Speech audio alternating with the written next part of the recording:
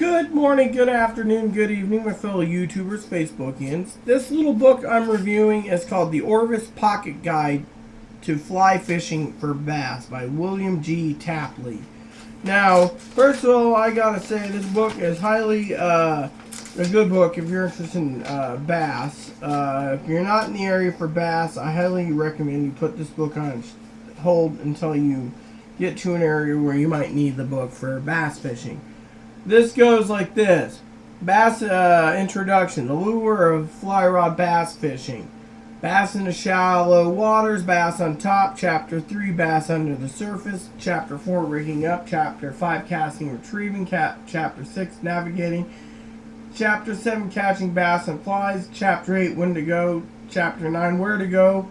And Chapter 10. Fly rod fun index. This book is actually made by the Lions Press, and it's Canadian made, by the way.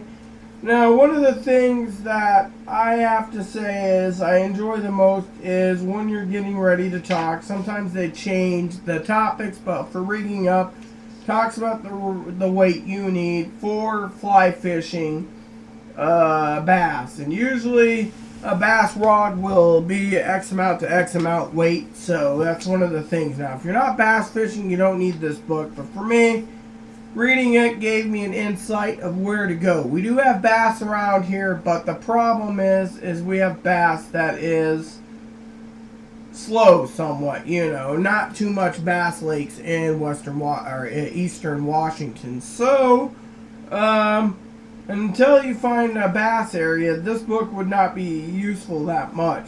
But for the rest of you, it might be.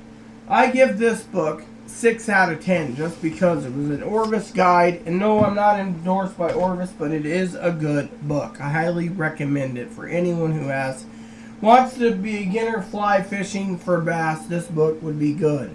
With that said, please add and subscribe if you like. Please post comments, leave feedback and suggestions. Thank you. And may God bless the world.